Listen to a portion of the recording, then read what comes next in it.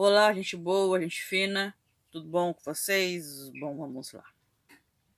Segunda tentativa, porque a primeira não deu muito certo. Dando sequência na nossa série de 7 vídeos sobre adolescentes que tiveram um trágico fim, essa série vai durar 7 sextas-feiras. Vamos agora para outro país. No primeiro caso, nós estivemos nos Estados Unidos, mais precisamente no estado norte-americano do Missouri, onde Megan Meier, vítima do cyberbullying, cometeu suicídio pouco antes de completar 14 anos. No segundo vídeo, nós vimos a história de Joaquim Sebério, um jovem espanhol que também cometeu suicídio devido ao bullying 4 dias antes de completar 14 anos. E eu vou dar um adendo aqui, gente, nesse caso do Joaquim. Há uma certa contradição sobre o ano em que ele nasceu. Eu fiz umas pesquisas e eu estava observando. Na Wikipédia em espanhol, consta que ele nasceu em 1989, mas eu não me baseei na Wikipédia. Eu me baseei nas informações do blog da Paola Garcia, lá da Espanha. E no blog consta que ele nasceu em 1990. Então, fiz uma pesquisa mais apurada e realmente ele nasceu em 1990. Agora vamos lá, porque nós vamos para Colômbia, mas precisamente para a capital colombiana, Bogotá. Para quem não sabe, gente, olha só, a Colômbia faz fronteira com um estado brasileiro, mais precisamente com o estado do Amazonas. Olha só, a gente sabia disso, né? Agora tá sabendo. E é o caso do jovem Sérgio Davi Urrego Reis, nascido no dia 25 de novembro de 1997, na capital colombiana, Bogotá. Filho de Dona Alba, Sérgio cometeu suicídio no dia 4 de agosto de 2014, aos 16 anos. Mas por que ele tomou essa atitude tão desesperada? Devido à discriminação que ele sofria dentro de sua escola, o ginásio Castelo Campestre de Bogotá, pela sua orientação sexual. Sim, Sérgio era homossexual. Mas vocês vão falar, Dani, mas essa discriminação ele sofria dos colegas de escola? Não. Sabe por parte de quem que ele sofria toda a discriminação? Por parte da diretoria do colégio e dos professores. Trágico, né? Mas olha só. O Sérgio tomou essa atitude porque não aguentava mais a discriminação que sofreu. E se atirou do último piso do centro comercial Titan Plaza. Caso estivesse aqui entre nós, Sérgio teria hoje 22 anos. Muito jovem, bem dizendo uma criança. Mas olha só o que aconteceu. Foram iniciados, após a morte dele, 2 processos. Um de acompanhamento na dor de Dona Alba e o outro de reconstrução dos fatos que aconteceram antes da morte do Sérgio e a recolocação das devidas provas que poderiam sustentar esse processo. E olha só, de acordo com o Colômbia Diversa, uma enorme cadeia, mas de situações discriminatórias que motivaram os prejuízos que causaram a morte do Sérgio devido ao preconceito com a sua orientação sexual, a discriminação. E olha só, nas palavras do jornalista Héctor Fábio Cardona, eu vou ler com as palavras em espanhol, que ele tem uma coluna chamada Las Verraciones contra Sérgio Urrego. Ele foi vítima de uma cadeia de 20 golpes que foram contra a sua dignidade. E eu vou ler aqui para vocês para servir como uma síntese do que aconteceu. Vamos lá.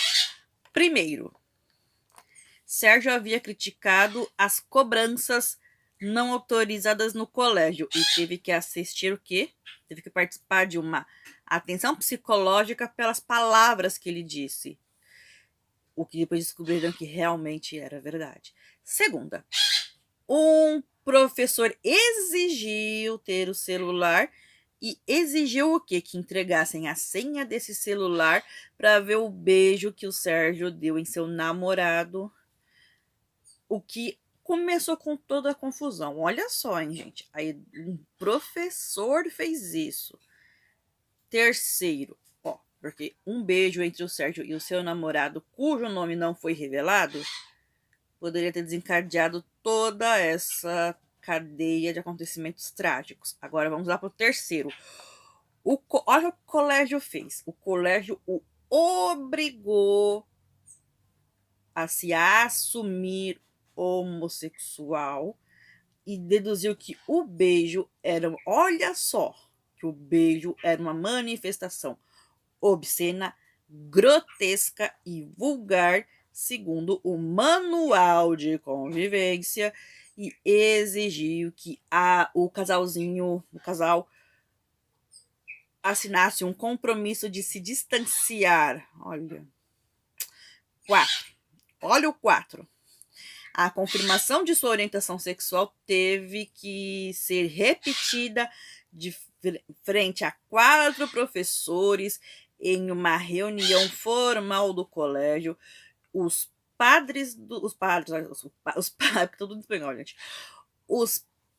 Sérgio o apoiaram. Esse garoto tinha o apoio dos seus pais, o que infelizmente ainda não acontece muito. Vocês vão falar, acontece? Não.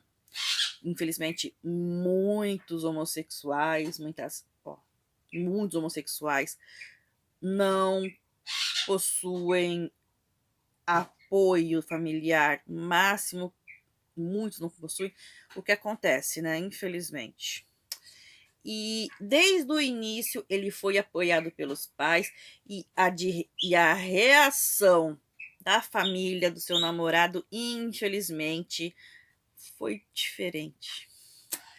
Número 5. Como o pai do Sérgio, o senhor Robert Urrego, não pôde ir a uma das reuniões, o Sérgio foi excluído das aulas. O que não pode acontecer, minha gente. Você não pode proibir um aluno de assistir uma aula só porque o pai não foi numa reunião.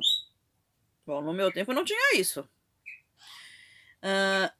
E olha só, isso foi até o retorno das férias. E olha o que aconteceu com os pais do Sérgio. Foi assegurado para ele que o problema era de assédio sexual do Sérgio contra o aluno, o seu namorado, que só é conhecido pela inicial D de dado.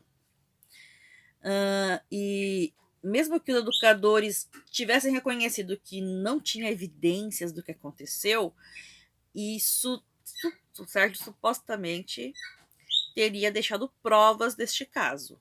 Vamos lá. Número 7.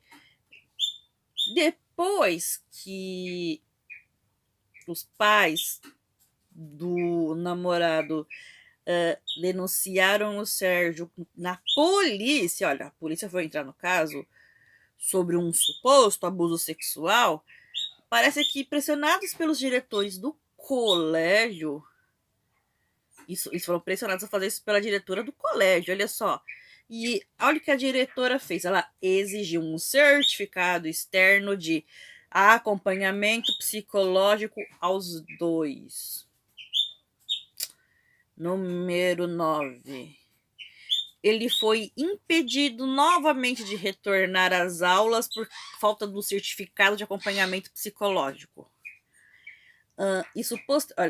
Posteriormente, número 10, a psicóloga não quis, ela não aceitou esse certificado de acompanhamento psicológico externo que foi apresentado pelo padre, porque não, pelo pai, porque não cumpria os parâmetros. Ai, meu Deus. Número 11. Ele foi advertido que ele não poderia falar mal da instituição. No caso, o Colégio Ginásio Castelo Campestre. Vamos lá de novo.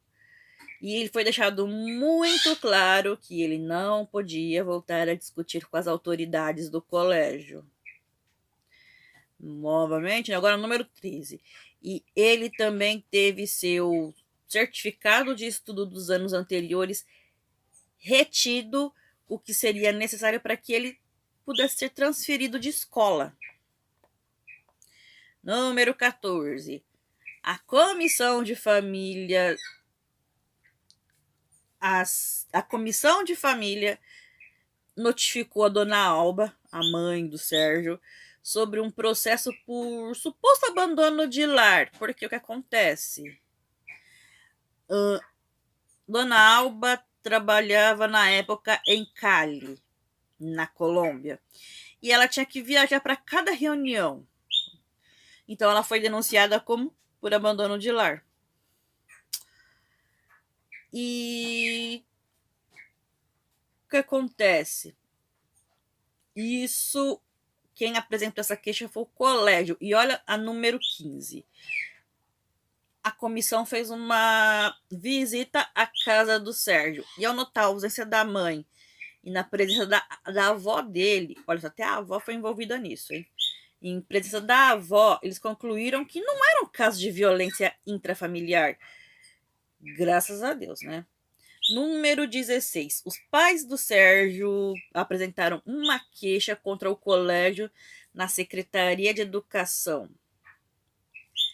E olha só, nunca foi respondida. O que acontece?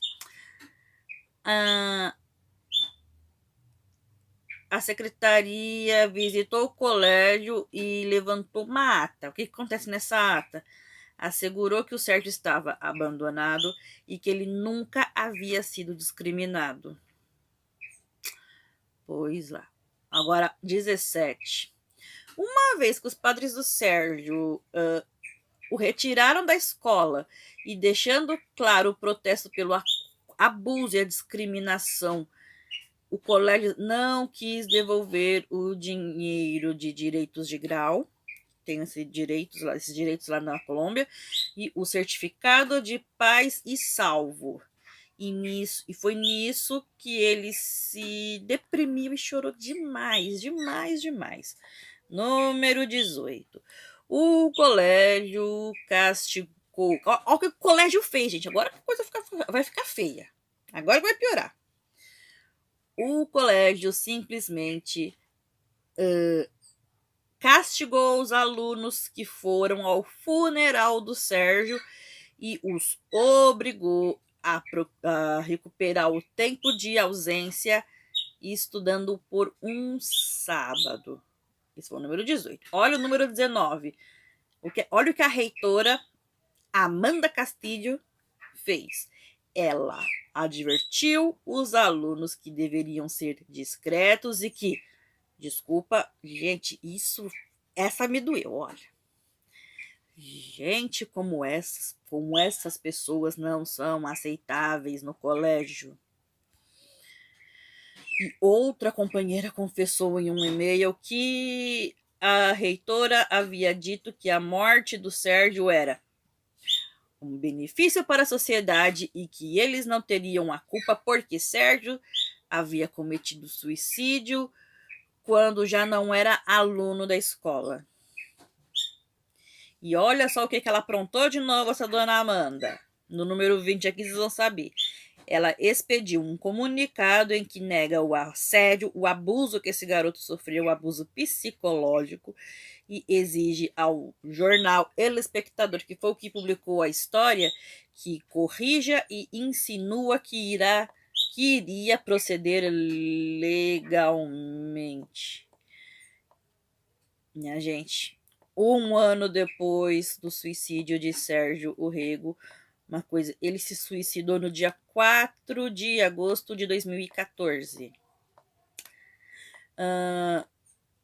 E olha só, a Associação Colômbia Diversa ofereceu apoio legal à família, reclamou a proteção dos direitos fundamentais vulneráveis e à memória através do quê? Uma ação de tutela, um processo penal na Corte Constitucional. Olha só. Minha gente, infelizmente, aquilo que eu falei, tem gente que acha que homofobia não existe. Existe. E o estrago que ela pode fazer é tenebroso. Uma coisa que eu digo assim, você não é obrigado a aceitar, mas você é obrigado a respeitar a orientação sexual do próximo. Você é obrigado a respeitar, sabe por quê? Porque é como eu sempre digo, que a vida é como um jogo de xadrez. Sabe por quê? Porque, querendo ou não, o peão e o rei são guardados na mesma caixa, né? E olha só, uma das campanhas que aconteceram se chama, eu vou ler em espanhol, daqui a pouco eu vou traduzir, tá, para vocês. Eu também fui Sérgio, ou seja, eu também fui Sérgio, ou seja, de jovens que sofreram a mesma coisa. São atos memoráveis em memória do Sérgio. E vários meses após seu suicídio, quando saiu a notificação de que o seu uma sua prova, uma prova que ele fez foi a melhor do colégio e estava entre os primeiros 10 postos no país, as primeiras 10 posições do país, ele recebeu um grau próximo, um grau póstumo, que foi organizado como uma homenagem que aconteceu no dia 25 de novembro de 2014, na Universidade dos Andes, no auditório Alberto Dias Camargo. Isso foi no dia em que Sérgio completaria 17 anos. Ele recebeu esse grau póstumo. Os colégios Normandia e Agustín Nieto ofereceram o diploma honoris causa a dona Alba e a senhor Robert Orrego, os pais do Sérgio. E isso foi numa cerimônia que contou com amigos do garoto, pessoas que quiseram render uma homenagem a esta memória. E isso tudo foi centrado sobre uma curiosidade que o Sérgio tinha, que era insaciável. Bom, minha gente, era isso. Fica aqui para vocês o meu alerta. Se vocês acham que piadinha não machuca, machuca muito. A homofobia machuca muito, mata também. E essa é a minha homenagem a Sérgio Orrego, um jovem que desafiou muitas leis, mas que infelizmente não teve os seus direitos respeitados. Não teve a sua orientação sexual respeitada. Infelizmente, teve um fim muito triste. Então, gente boa, gente fina, gente bonita, antes que eu esqueça, já estamos preparando também, vai ter outros vídeos também, vamos ter mais 4 vídeos dessa série. E vamos finalizar, quando for finalizar no dia 29 de maio, vai haver uma homenagem a outras vítimas, que eu vou até preparar aqui para vocês. Então, Gente boa, o vídeo finalizando, o celular toca. Beijo pra todo mundo e